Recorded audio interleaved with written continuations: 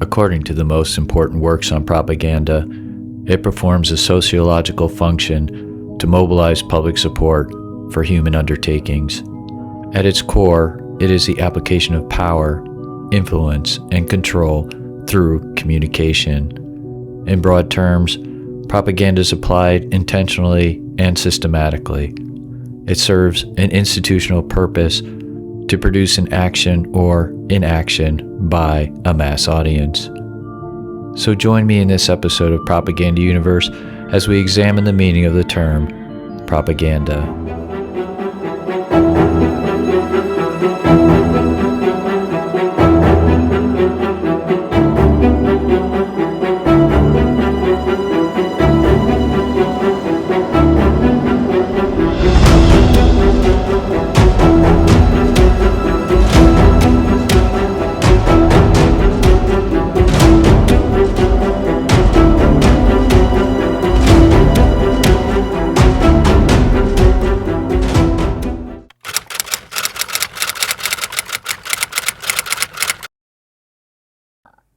In the literature on propaganda, there's a common thread that characterizes propaganda as performing a sociological function.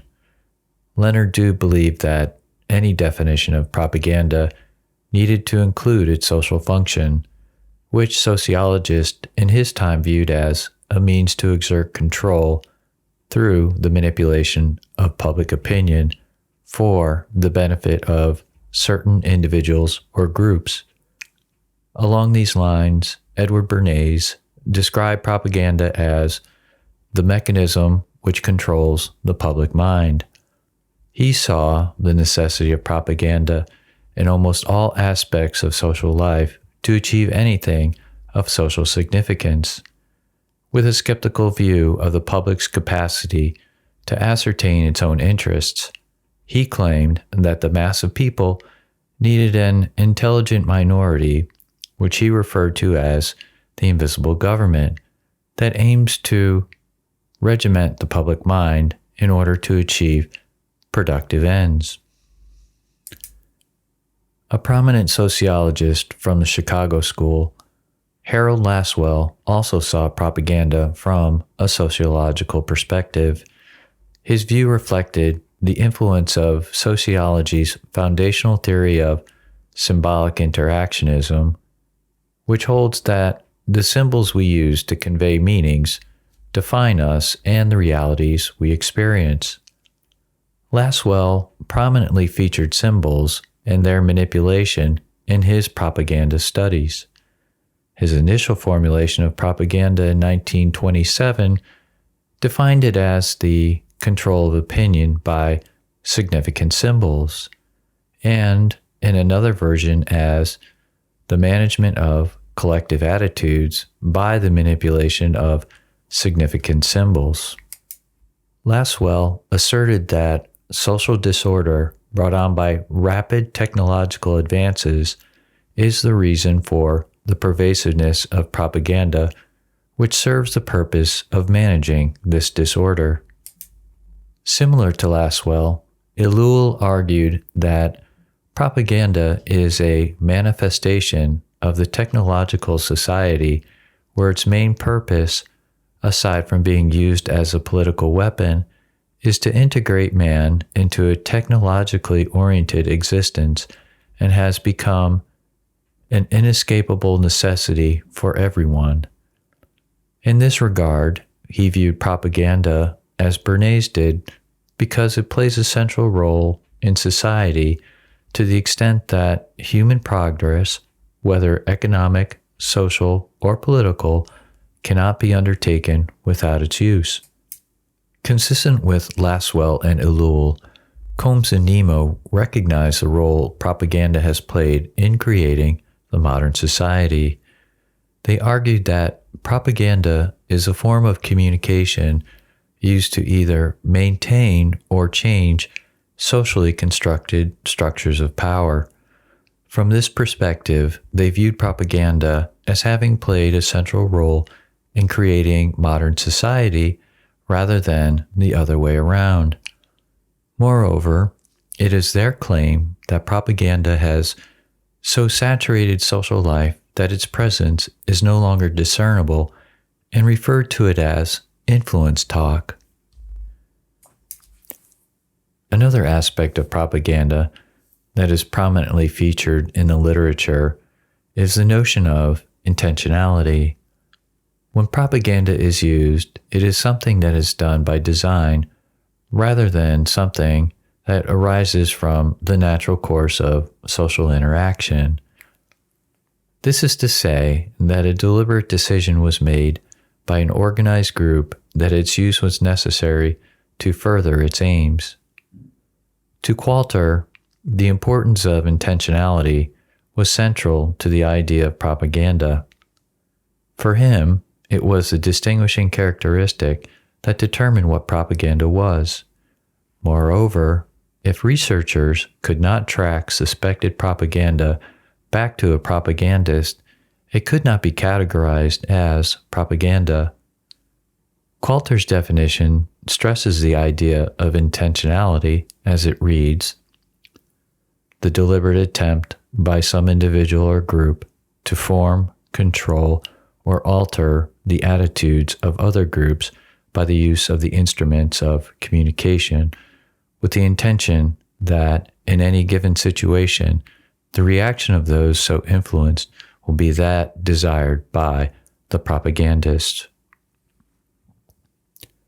Garth Joette and Victoria O'Donnell also incorporate the idea of intentionality in their definition.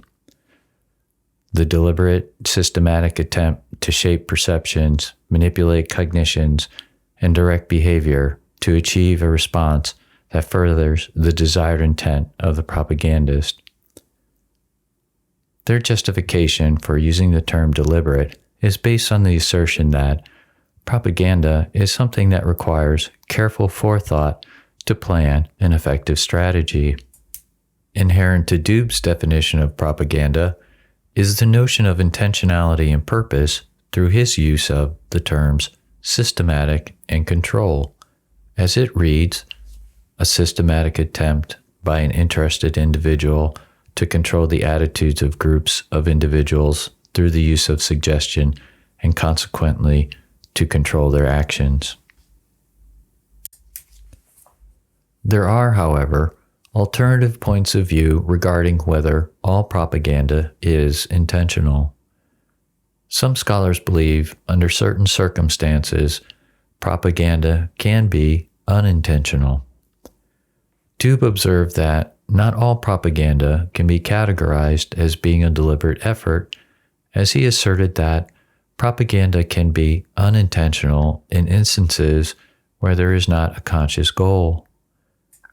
According to Dube, such instances occur as a result of social processes, as in, for example, education, where he points out that the professed purpose is to transfer knowledge, but might also serve to impart cultural customs, traditions, and stereotypes that influence the formation of attitudes and exertion of control.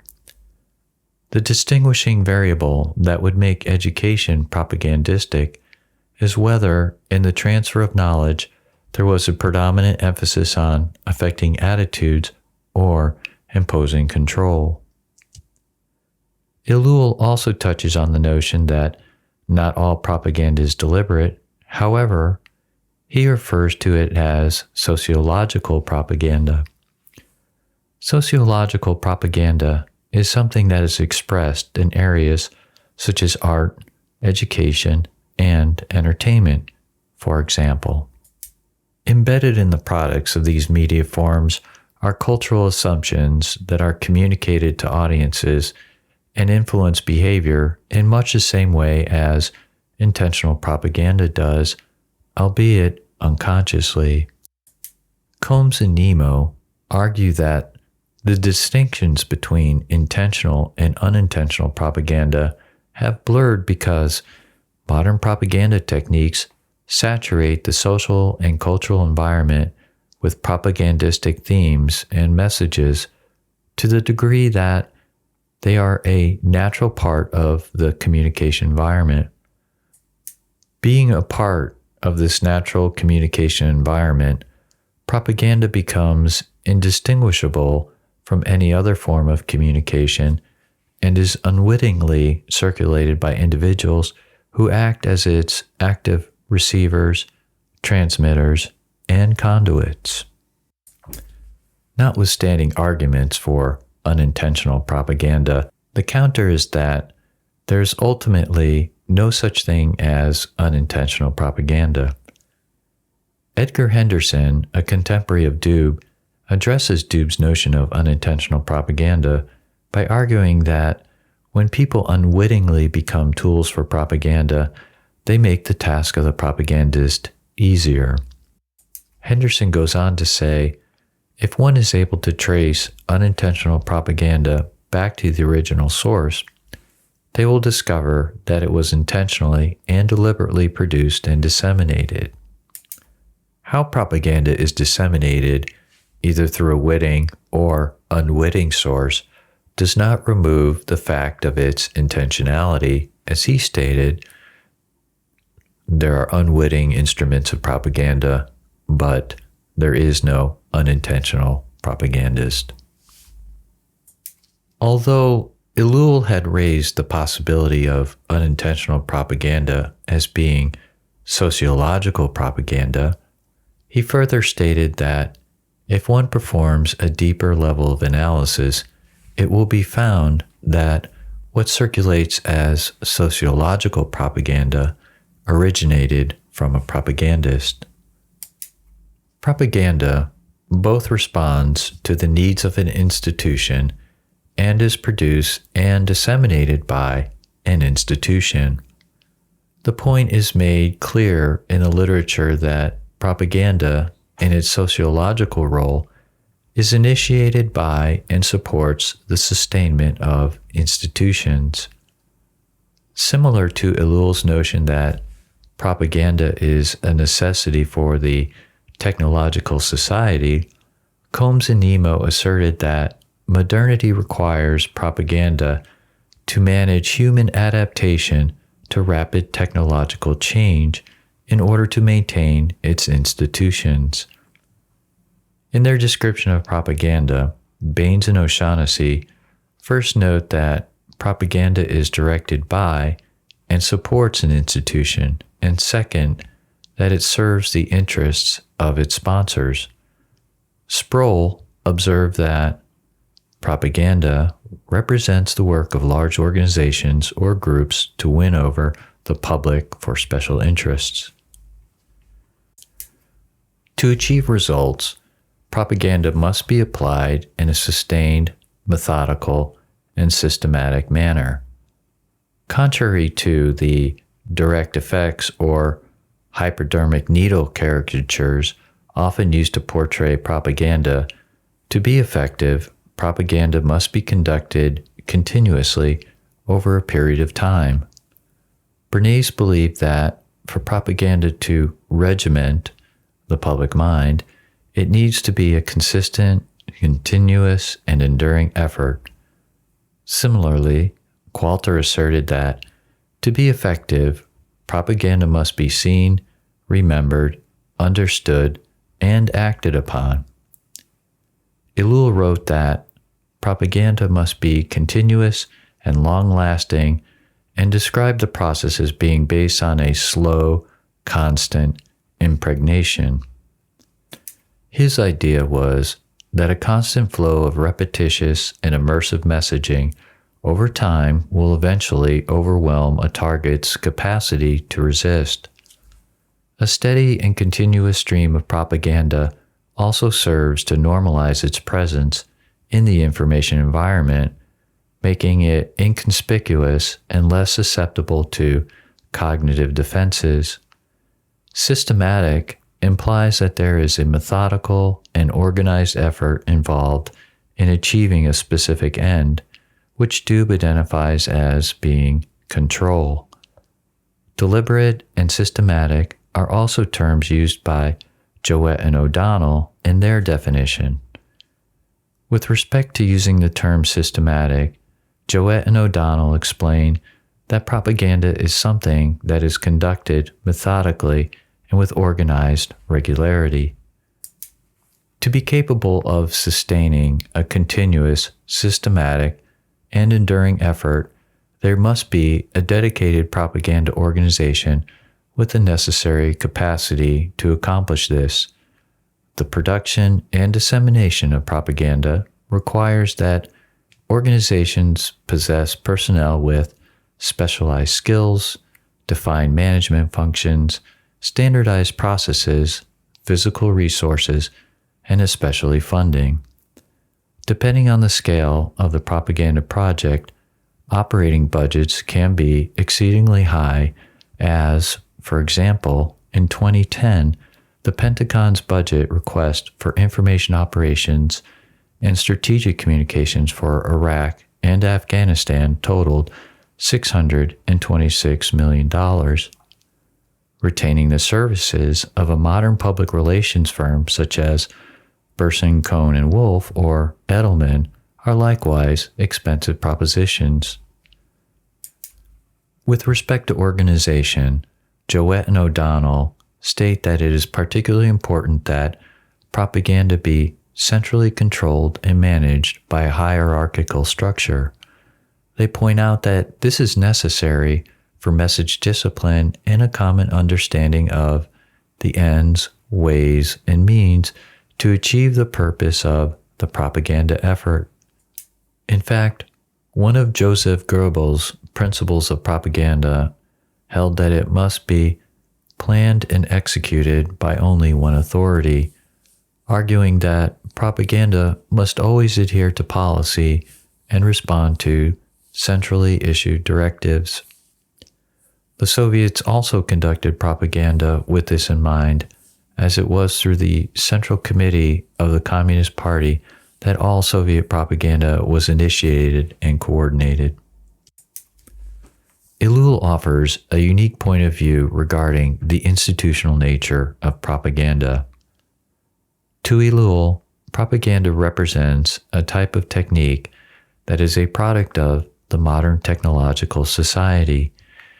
His notion of technique is a different and broader idea than just the application of technical methods, as it describes contemporary organization and the accompanying managerial processes that are outcomes of industrialization and technological development. In the same sense that efficiency is a driving force behind the advancement of machines and technology, techniques used by modern organizations constantly strive to attain higher levels of efficiency. Ellul places propaganda in the category of human technique because humans are the objects that are being manipulated and is performed with efficient organization and processes. It is with this in mind that Ellul states that propaganda is characterized by an institutional quality. As much as the emphasis is placed on the psychological and cognitive aspects of propaganda, producing an action is its ultimate goal. Inherent to most definitions of propaganda are references made to influencing psychology, attitudes, and opinions, or, to put it another way, affecting cognitive states. Reflecting a prevalent theme in the literature, Coulter notes that the relationship between cognitive states and action is that control of attitudes is a prelude to producing an action. Likewise, Ellul writes that propaganda combines psychological techniques in organization with the intent to provoke action. Applying psychological techniques from Ellul's perspective becomes another factor or means of arriving at an action. While some constructs make this clear, in others it is muddled or the stated purpose is the modification of cognitive states. The benchmark definition of propaganda from the 1930s was the Institute for Propaganda Analysis, which read, "Propaganda is an expression of opinion or action by individuals or groups deliberately designed to influence opinions or actions of other individuals or groups with reference to predetermined ends. While mentioning one desirable outcome as being an action, it states that another outcome is influencing opinion, implying they have equal weight. In another example, Cade and Holtz define propaganda as a communication technique that seeks to manipulate the opinions and attitude of a targeted audience. Pracanis and Aronson, with backgrounds in social psychology, define propaganda as mass suggestion or influence through the manipulation of symbols in the psychology of the individual. Likewise, Auerbach and Castronovo defined it as a central means of organizing and shaping thought and perception. These definitions do not state that propaganda is intended to produce an action or behavior. While propaganda does intend to affect cognitive states, it is a means through which a propagandist achieves his purpose rather than the ends. According to Ellul, to think of propaganda as merely influencing the formation of ideas and opinions that might or might not lead to an action is false. He states that the distinguishing characteristic common to all propagandas is a will to action, and its effectiveness in implementing policy and empowering its execution. Qualter also writes that the goal is not just a change in attitudes, but a change in attitudes that results in action. This can mean influencing a target population to either do something or not do something. Goebbels stressed the importance of action over cognitive states, or what he refers to as mood. He reasoned that because moods constantly change, they can be easily shaped. What was more critical was influencing conduct or behavior.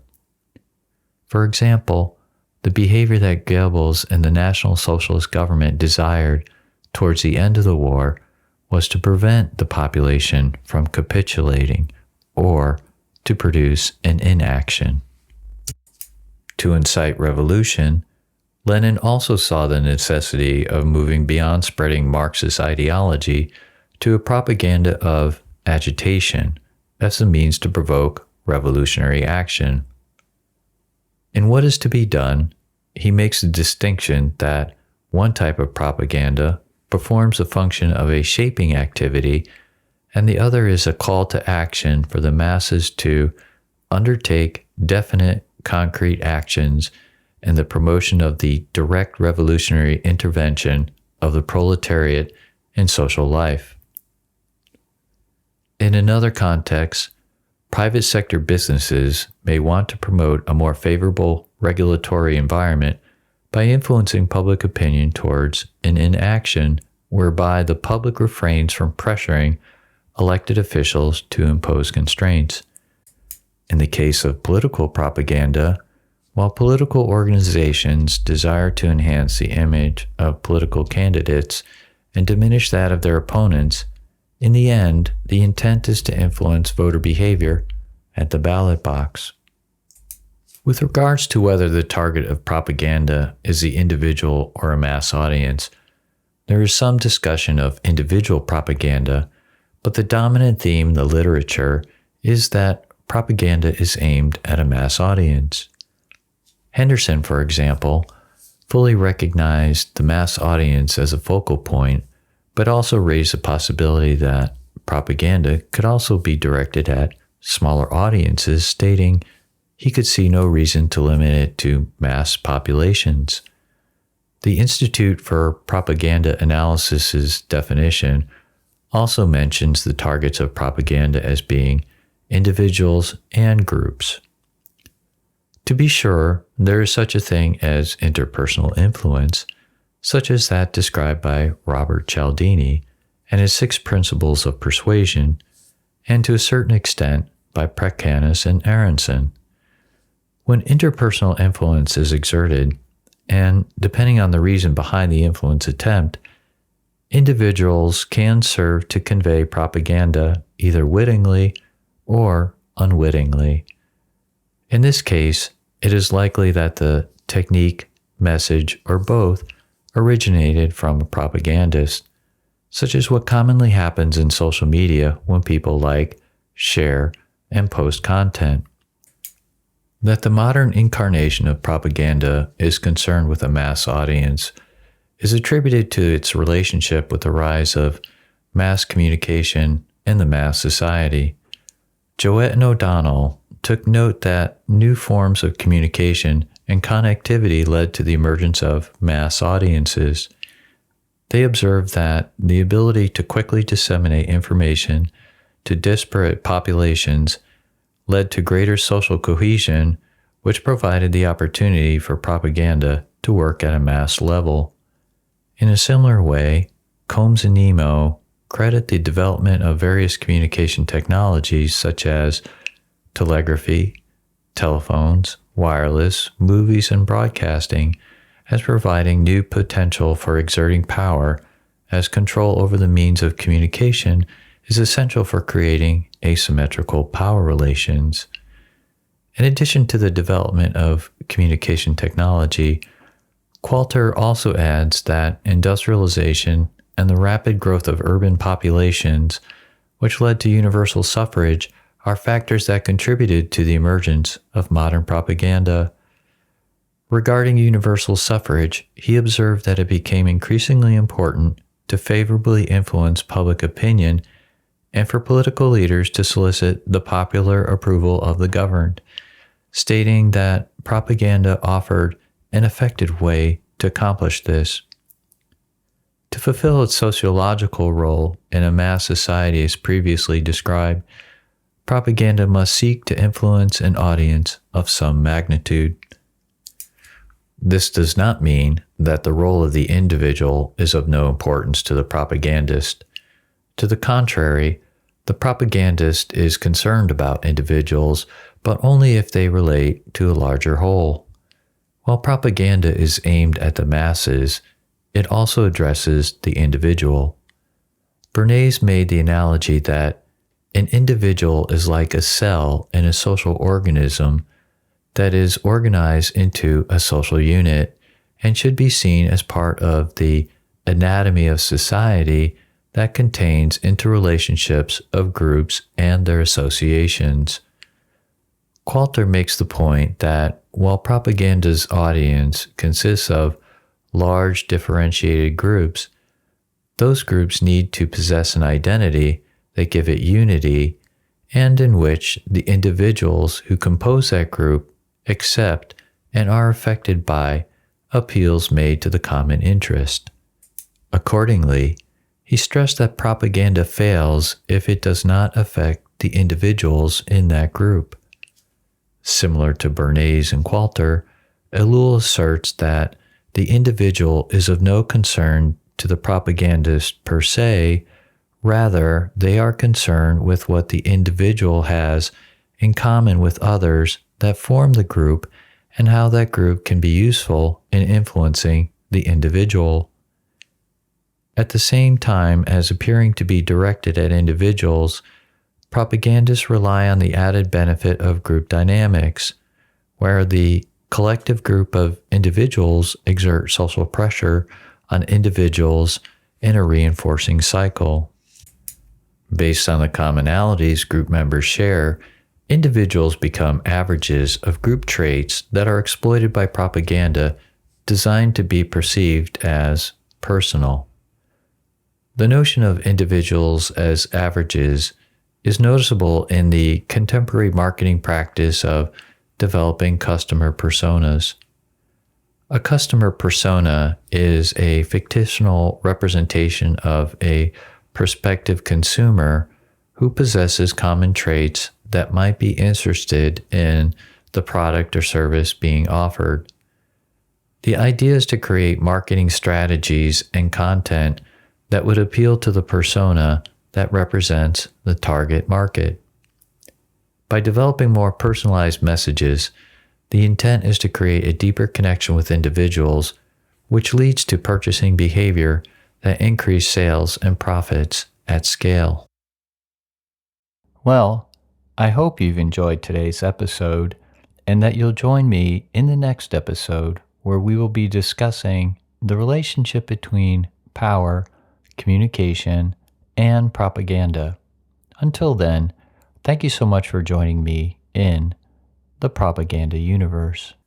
If you'd like to download and listen to a podcast version of this channel's videos, they are available through most of the podcast directories, such as on Apple, Spotify, and Amazon Music. Or you can visit either the Propaganda Universe's Buzzsprout page or main website through the links located in the video description. And remember to like, subscribe, and share this video. If you find value in the content, please consider joining Propaganda Universe's Patreon community of supporters or making a contribution through PayPal in the links also found in the description. Again, many thanks.